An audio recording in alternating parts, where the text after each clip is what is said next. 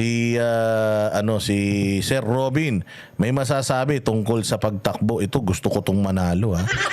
Ilagay niyo yan, ha, si Jimmy Bondoc. Naku po, kumpleto po ang Ricados ni Jimmy Bondoc. Siya po ay isang magaling na artista, magaling na singer pala, magaling na kompositor. Siya po ay dating nasa gabinete ni PRRD. Hindi po ito bumaliktad kay PRRD. Siya ay PRRD mulat-mula hanggang huli. Hindi po siya nagpabudol. Noong pong kampanya, si Isko ang kinampanya namin dahil ayaw niya sa adik. Dahil naniwala siya kay PRRD. Oh, at ito si Jimmy Bondoc, kamakailan lamang ay pumasa sa bar exams.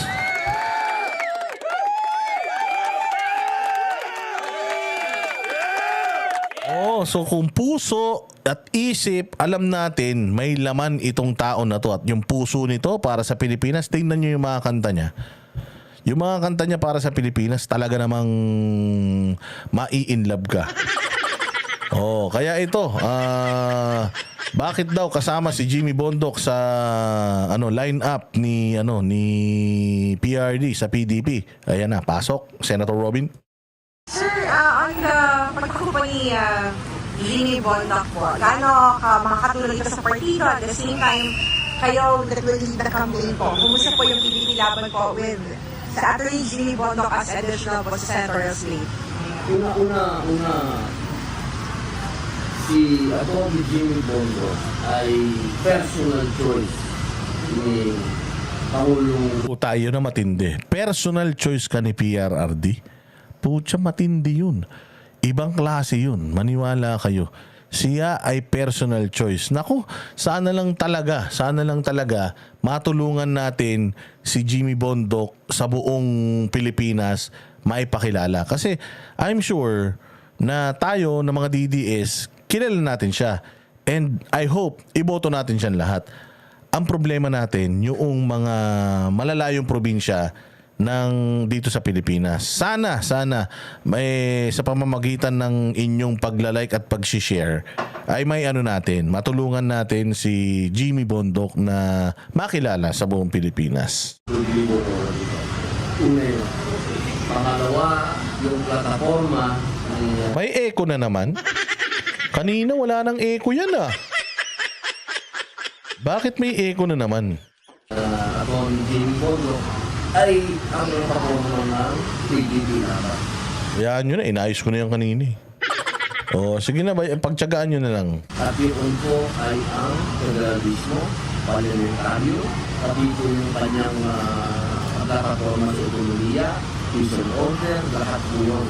Kaya po tayo nakasuporta sa kanya 100% po. Si Jimmy Bondoc, ang alam ko sa PCSO to dati. Kung hindi ako nagkakamali, naging USEC yata siya or ASEC sa PCSO. Hindi lang ako 100% sure. I-correct nyo nga ako kung tama ako, ay kung mali ako. At pangatlo, naniniwala po ako na kailangan PAGCOR. O, kita nyo, sabi ko na nga ba, PAGCOR eh.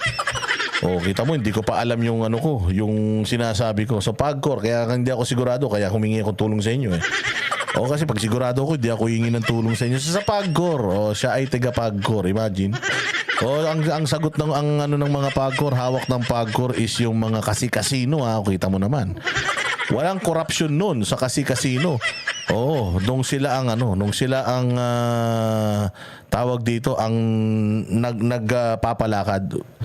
PCSO tsaka PAGCOR magpinsan yan eh.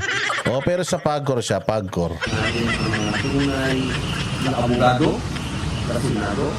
Pangalawa, kailangan po natin ng mga meron talagang exposure sa tinatawag po natin na mga kababayan natin na sa malalayong lugar. Dahil sa po ay isang singer at sa pinakaikot na sa buong Pilipinas. At alam ko po, nasa panahon ngayon na gusto natin ng pagbabago, maglagay tayo ng bago.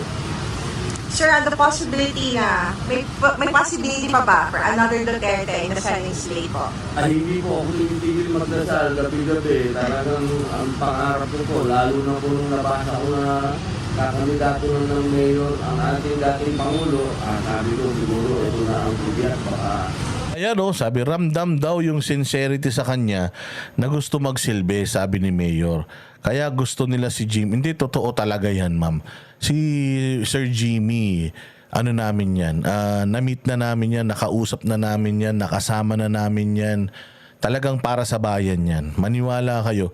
Kaya nga rin niya kaya nga rin niya tinapos yung kanyang pag-aabugas siya dahil hindi para tumakbo pero kasi alam mo yun, parang somewhat makukumpleto nun yung kanyang adhikain sa buhay na makapaghatid ng magandang serbisyo para sa bayan, whether siya ay maging kawani lang ng gobyerno or maging consultant man lang or maging supporter, pero sobrang hindi huminto to si Jimmy. Alam mo, ang hirap mag-aral, lalong-lalo na kung artist ka tapos nagtatrabaho ka pa, ang hirap, tapos abugas siya pa to, kaya alam ko na magaling tong taon na to. Baste, magsinado na o siguro. Sana po isang Duterte ang makasama ng ating mga kandidato. Sana po. Sabi nga ni Senator Robin, sana